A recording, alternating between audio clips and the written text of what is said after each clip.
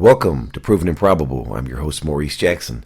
Joining us for a conversation is Bob Moriarty, the founder of 321 Gold and 321energy.com, and the author of two of my personal favorite books, The Art of Peace and Nobody Knows Anything. Mr. Moriarty, welcome to the show, sir. Thank you. It's good to talk to you. Bob, as always, it's an honor to have you on our show, sir.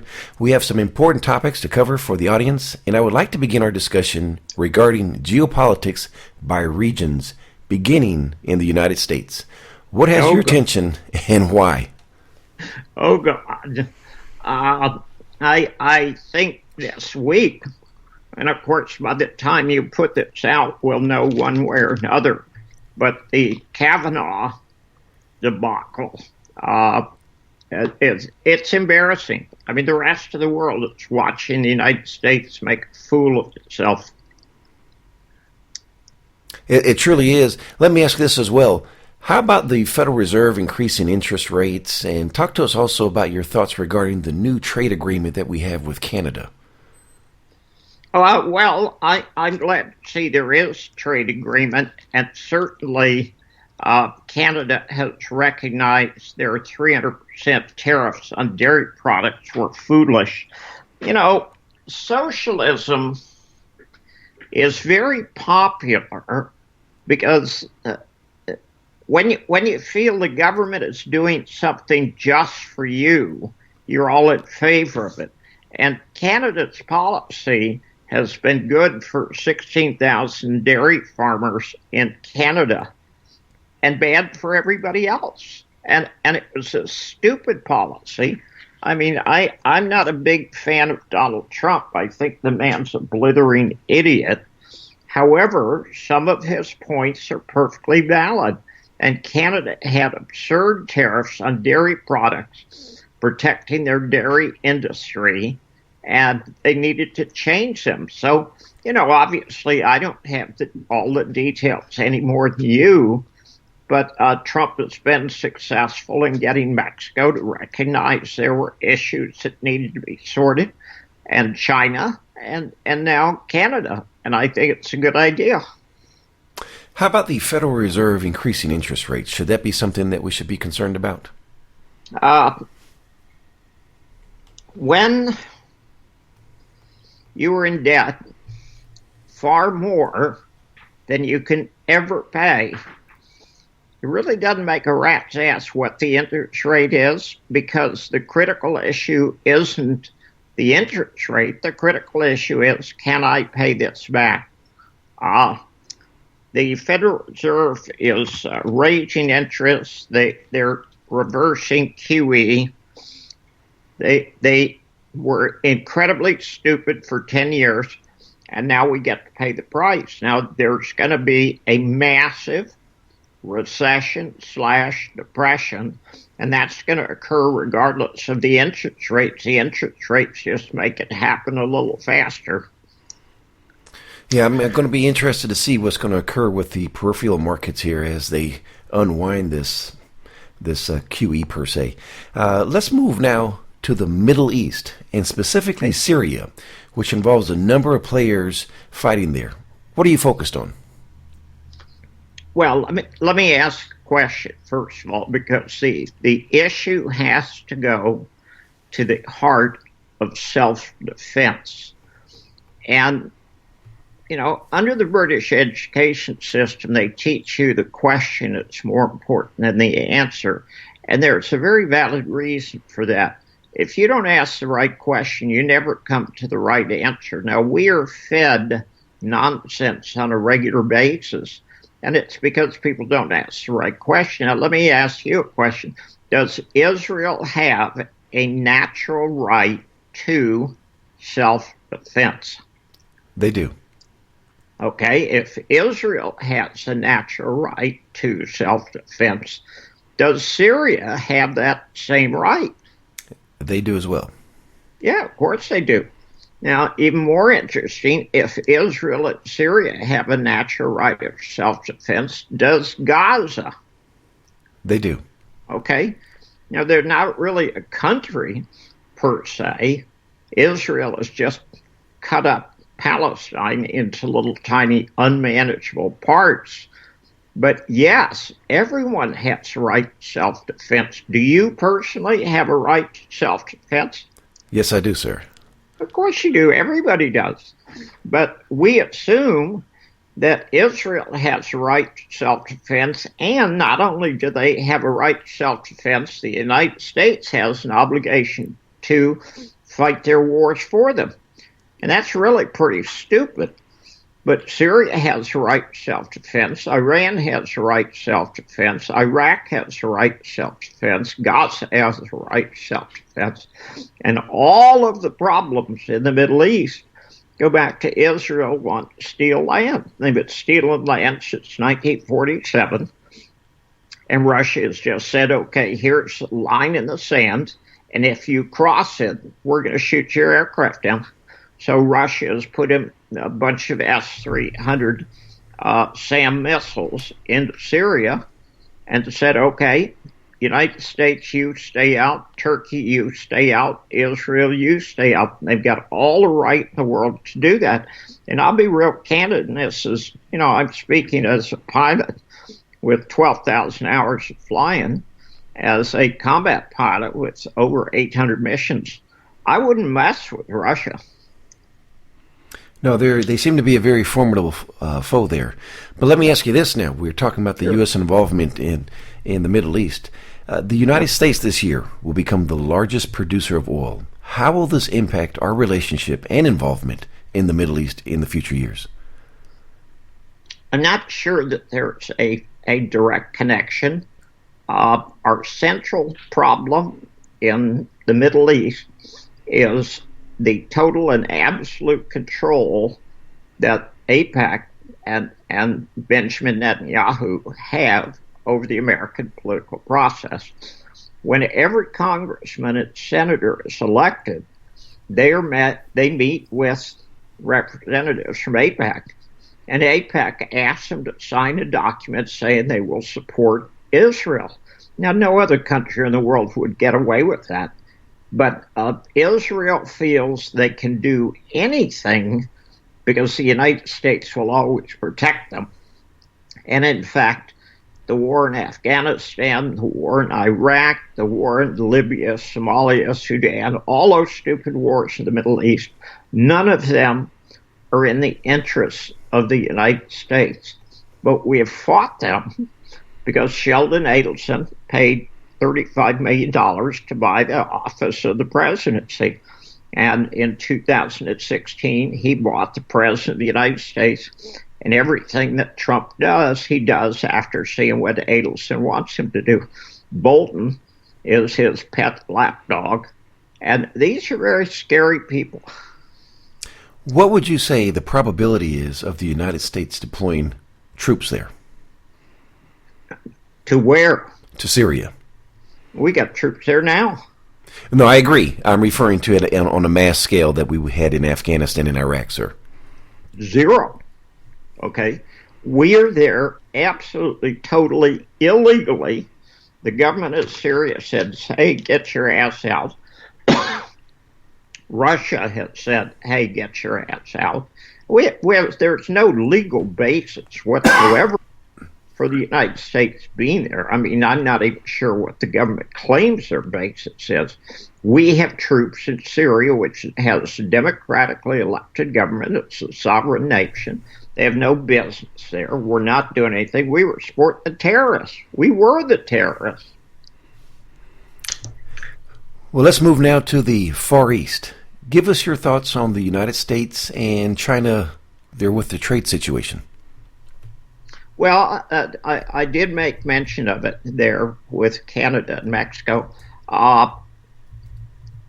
China has abused not just the United States, they've abused the rest of the world in an effort to catch up economically. And China has made major progress in the last 20, 25 years. But they've done it using very unfair tactics. And what they want to do is they want to control all of the manufacture of goods. And that's very bad. I mean, when I was a kid, I'll tell you a funny story. It's when I was in high school. It's before Nixon went to China.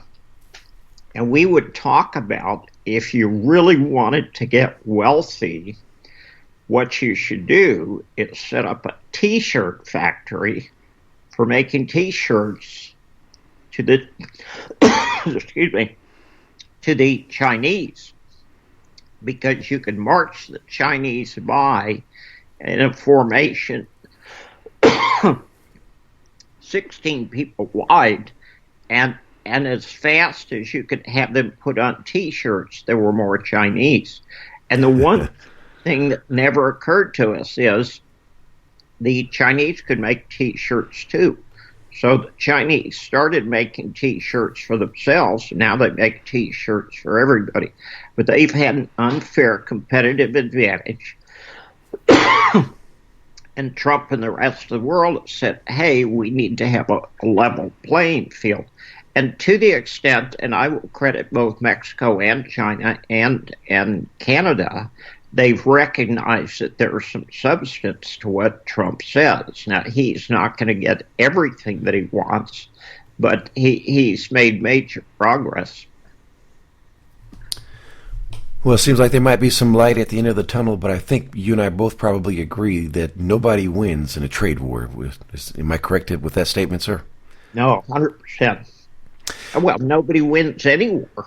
I mean, that's absolutely right. I wrote an entire book about that. The only thing that happens in any war, trade war, real war, is one side loses more than the other. And the book that you're referring to for the audience is The Art of Peace. Now, Bob, I'd be remiss if I didn't ask this question for you here. We're still in the Far East. Talk to us about the United States and the North Korean talks. How committed is North Korea, and can we trust them? Here's the real issue. Can they trust us? The United States has violated every treaty that's ever written. I think the guy that's running North Korea is a fat little toad. He's pretty much destroyed the country, and it would behoove him to get along with South Korea and change the rules.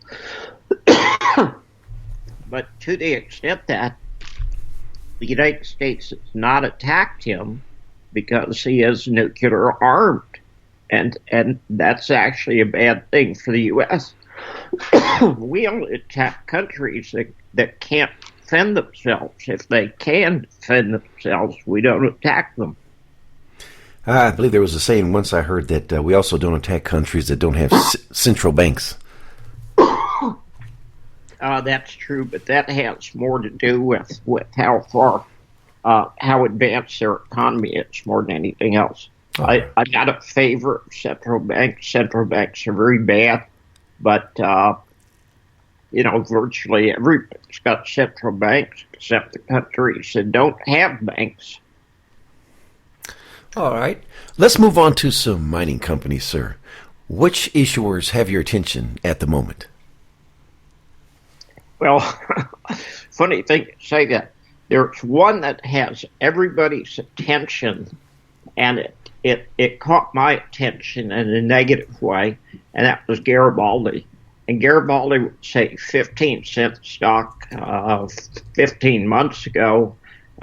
They drilled through a package of rocks that had been drilled 50 years before. They knew exactly what they were going to get. They were going to get high-grade intercepts, but it was a very small package of rocks. So the stock ran from 15 cents to $5 something before going back. But they were about to release results here a week ago, and I said that the investors that were so bullish were about to learn what buy the rumor, sell the news meant. And in fact, the stock went from $3 to under $1.50 in about a week. The stock was way overpriced at $3 a share. I think they've got 106 million shares outstanding. It's a really good example of what happens when a company is too promotional. Now, there's another company called Great Bear Resources, and they've released some results recently that are spectacular. Great Bear has 26 million shares. I think the stock's about $1.80. And Great Bear is the antithesis. They're the opposite of Garibaldi. They hadn't communicated with the market at all.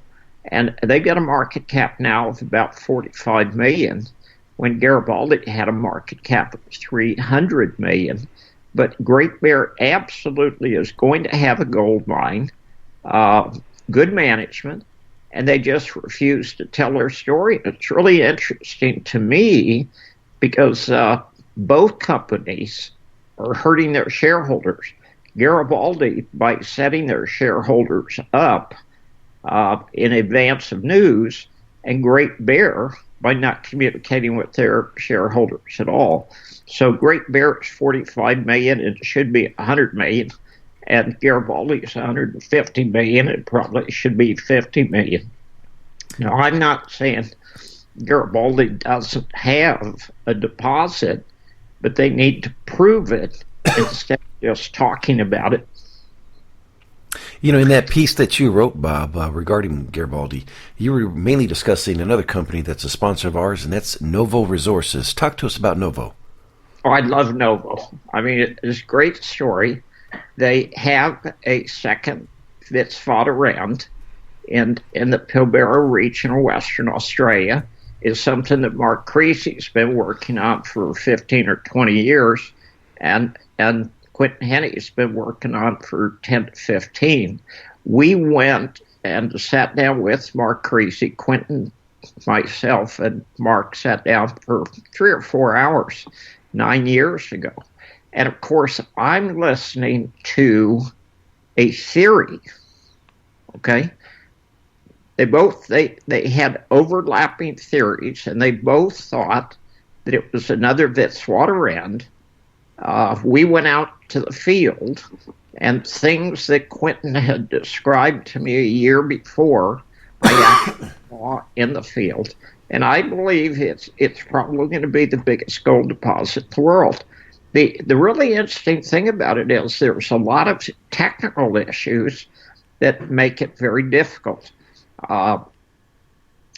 Did you go there? Did you go to Karratha? I was there in last November, sir.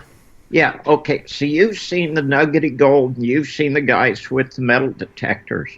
The bigger the gold nugget, the harder it is to measure.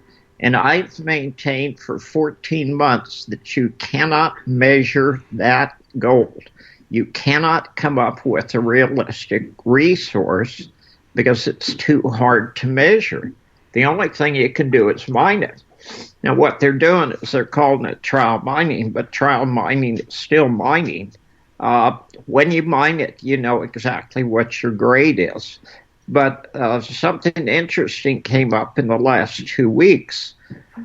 One of the things that Quentin and I saw, we went to the gold buyer in Karratha.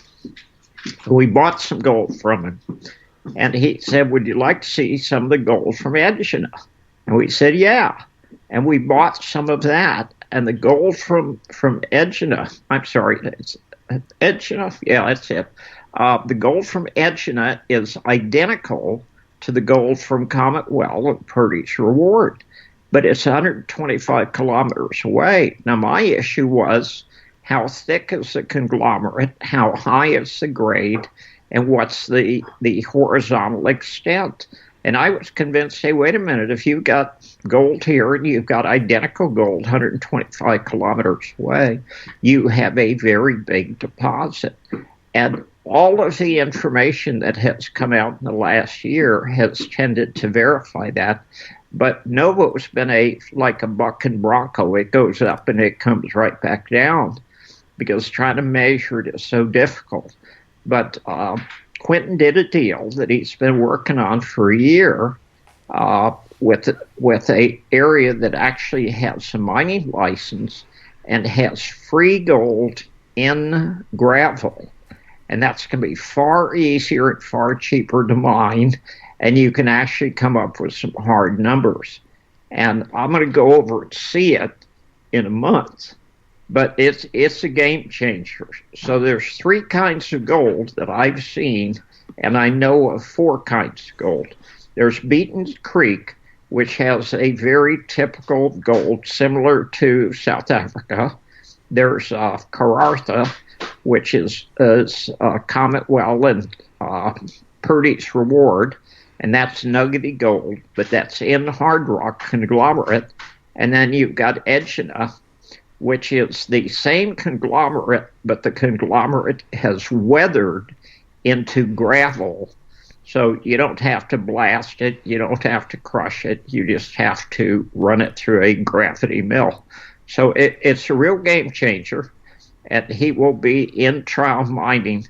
We go into the very hot season starting in December, January, February. You just can't work in the Pilbara in Western Australia. It's just too hot. It's 45, 50 degrees centigrade. But come March, Novo will be in small-scale production at Egina. That sounds very exciting for current and prospective shareholders. Let's talk about another company related to Dr. Quentin Henney, and that is Irving Resources. What can you share with us? Oh, well, you and I went to see it a year ago. Let me ask you a question, because you know everything that you need to know. We drove out there. They had dug up the ground a little bit, and we saw veins that had tested as high as $25,000 to the ton. Now, how deep were those veins? Well, that was right on surface.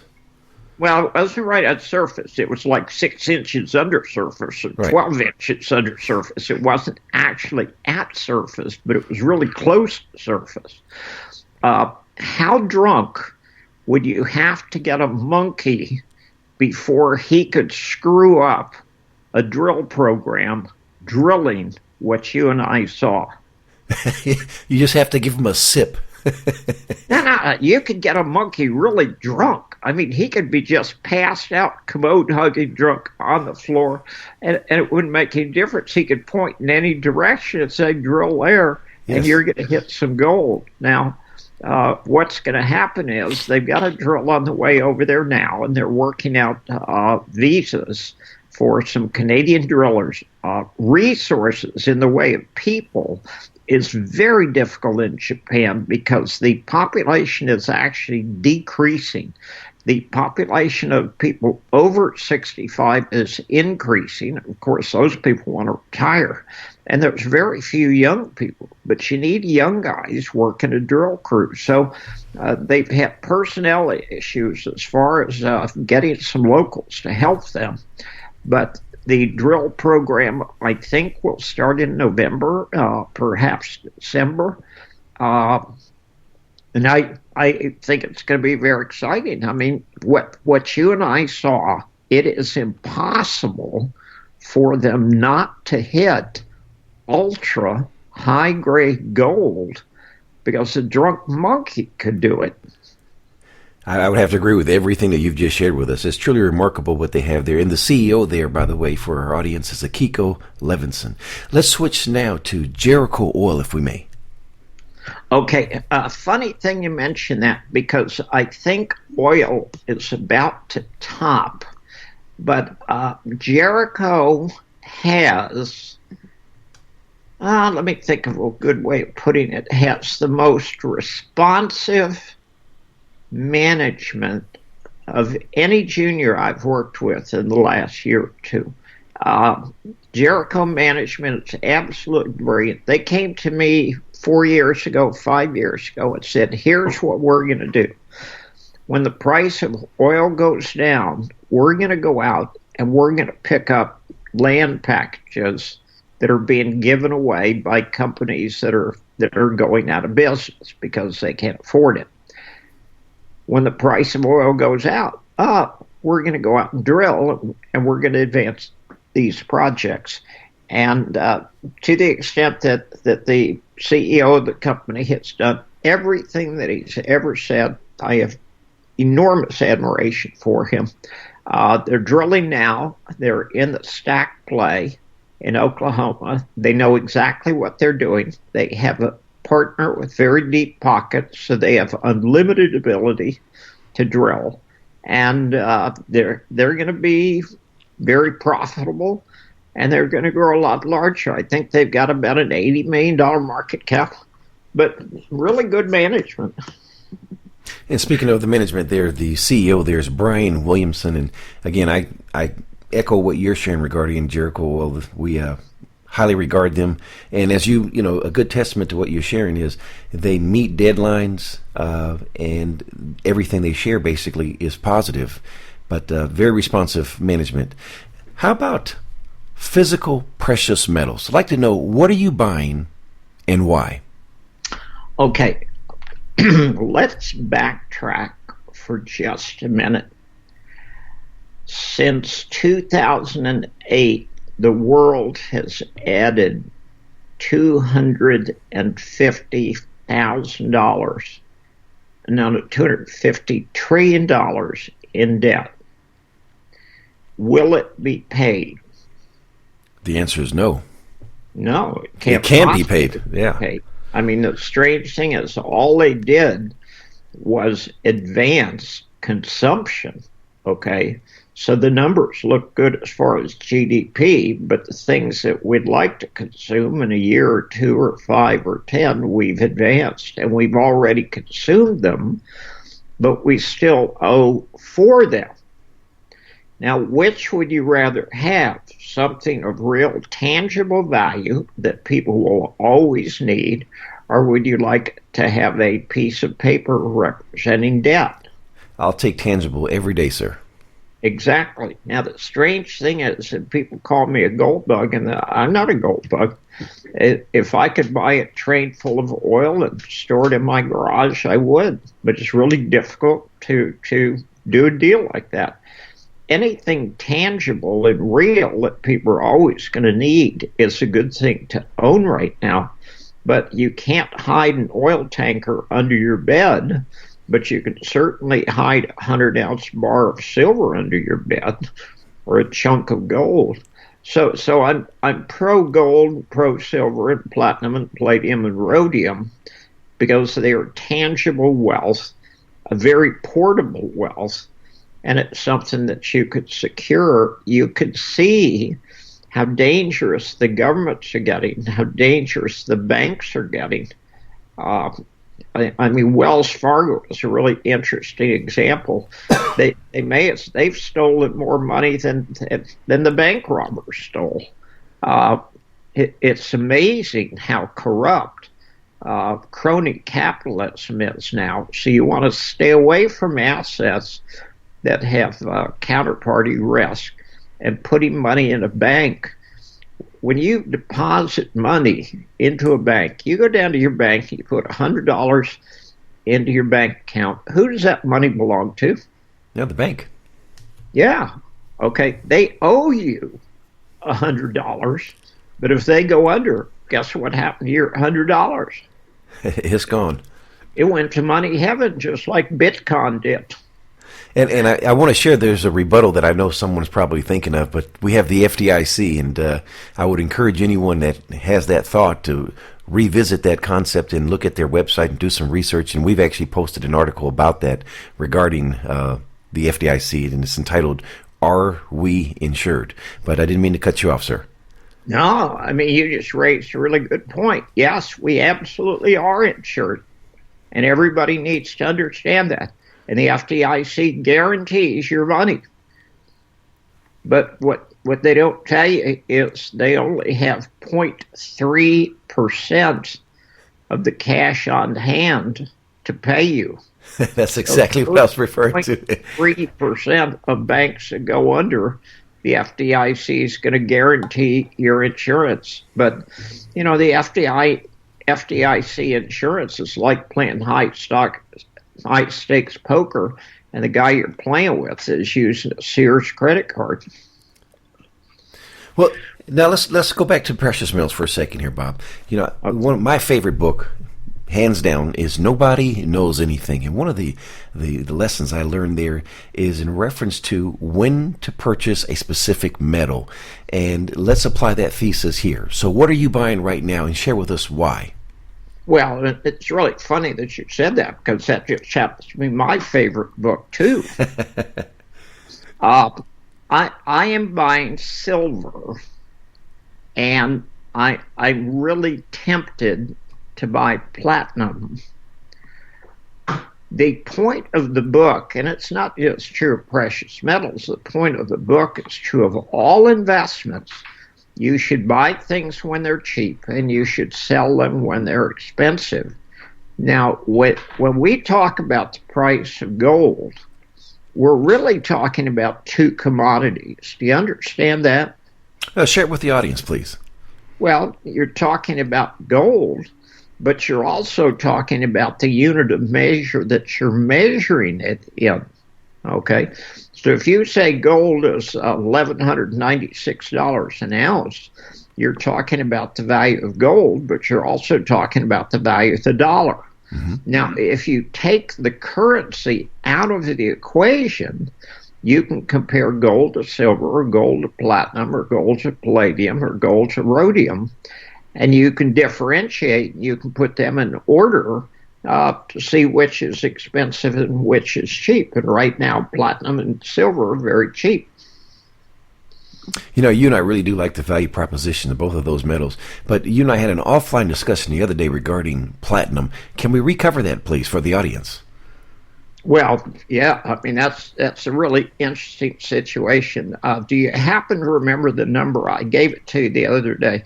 How much of the platinum group metals are produced in South Africa? I believe we came up with about, or not we, you, 78%, sir? 78%. That's exactly right.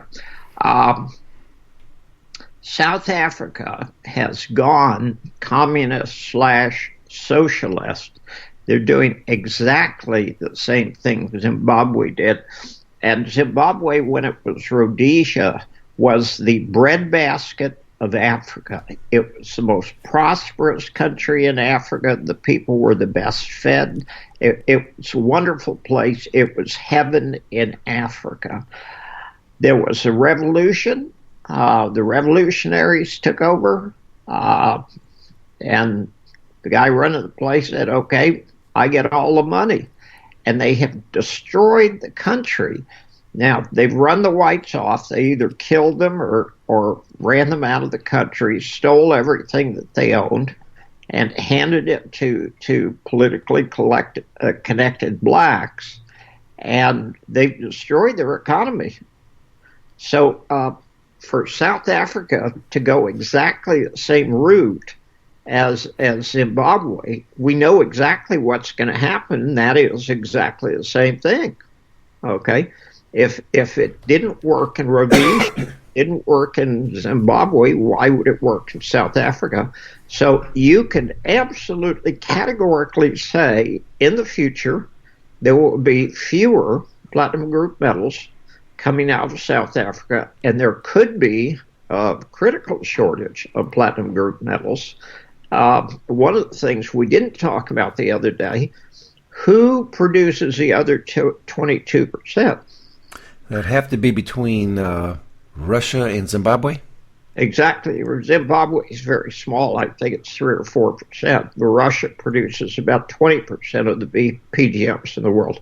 And we've been very nasty to Russia, and Russia certainly is in a position, if South Africa literally shut down, which is what I believe will happen, Russia is certainly in a position to say, hey, remember the platinum that we were selling to you for $1,500 an ounce last week? Well, it's $5,000 an ounce now.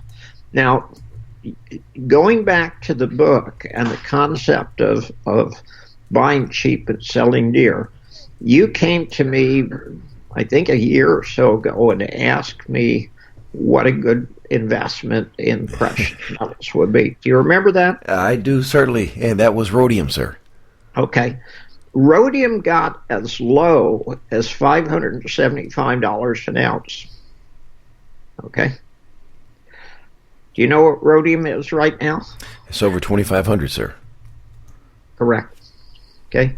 It's up 400% and change compared to the dollar, but platinum has gone down since then. Palladium's gone up a little bit, gold's down a little bit, and silver's down a lot. So right now, of the 5 precious metals, rhodium would be the most expensive relative to the other. Palladium would be the next most expensive. Gold would be right in the middle, and then silver, and then platinum. Platinum, of course, is hard to buy, and there's a pretty strong premium on it. Silver and gold are very easy to buy. Palladium is similar to platinum. Rhodium is a little bit more difficult again because they've only lately come up with coins and bars. But you can buy all of them. And right now, owning platinum or silver and selling palladium or gold would be an odds-on bet.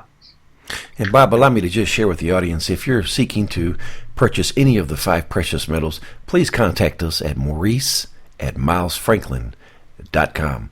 Bob, thank you for all of your insights here. Last question for you. What did I forget to ask? I know what you're doing, and it's a dirty, rotten trick. You're going to ask me how my book's coming. And my book is a lot like Christmas. Well, I hope that's your wife in the background agreeing with me and the audience that we want to have a definitive date of when this book is coming. Well, it's like Christmas, Maurice. It's coming. So then you're saying that we're, 2.5 months away, sir? No, I'm saying Christmas is 2.5 months away. I didn't say anything about the book. I have all the attention in the world. I have the book half written in my brain right now. I got a place to write it. I'm running out of excuses, and sooner or later, I'm going to have to put up or shut up. You know, I don't know if it was you, Bob, but someone once shared with me, you're never judged on your intentions. You're judged on your results. So you're sharing us with that you have the right intentions. Let's see the results, sir. Do it now. Barbara in the background saying, do it now. I knew she was going to say that. How did I know she was going to say it? I think that's some kind of conspiracy between you and Barbara. Well, we know of 2 books, and let me re-reference those here for the audience. 2 books that you should definitely check out, and they're on our website. They're Bob Moriarty's The Art of Peace and Nobody Knows Anything. You can order a copy, again, on our education tab. Proven and Probable does not receive any financial considerations for selling or advertising, but we see these books as a must-have for your library. We have benefited financially from applying the axioms in the book. Bob, for someone listening who wants to get more information on your work, please share the websites. Well, to buy the books, you can go to a bookseller, any bookseller, or you can go to Amazon, or you can go to Apple. And one thing that I will say, we haven't mentioned this, but I wrote The Art of Peace a little over 2 years ago in Switzerland. And it's one of those books that actually will improve with age because it was predicting much of what's happened since then, including Sanders and Trump's being successful in elections. And it talks about the geopolitical issues. No country can succeed for long being in a constant state of war. It can only end poorly. So while The Art of Peace was a discussion of my military career, half of the book was talking about what happens when you engage in stupid wars and what happens when you give support to countries in the Middle East who do not have your best interests at heart. But we've got a free website, 321 Gold, free website, 321 Energy. They're good websites. We've got some of the best writers in the business. You know, speaking again, one more time of Nobody Knows Anything, you wrote it 2 years ago. You know when I last stopped reading that? When? I haven't. I'm forever reading that book. The moment I complete it, I go back and revisit it again. That's how important that book is in my life and also for my children's future. I have purchased them books as well. So again, thank you for sharing all of your wisdom within that book. And last but not least, please visit our website, provenandprobable.com, where we interview the most respected names in the natural resource space. If you would like to have a discussion regarding precious metals, please contact us at Maurice at milesfranklin.com. Bob Moriarty of 321 Gold and 321energy.com. Thank you for joining us today on Proven and Probable. Thank you. It's been a great pleasure. All the best to you, sir. You bet. Thank you for joining us today on Proven and Probable. Remember to like and subscribe for more conversations with the most respected names in the natural resource space. Check out our website at www.provenandprobable.com. The information presented on Proven and Probable is provided for educational and informational purposes only, without any express or implied warranty of any kind, including warranties of accuracy, completeness, or fitness for any particular purpose. The information is not intended to be and does not constitute financial, investment, or trading advice, or any other advice. You should not make any financial, investment, or trading decision based on any of the information presented without first undertaking independent due diligence and consultation with a professional broker or competent financial advisor.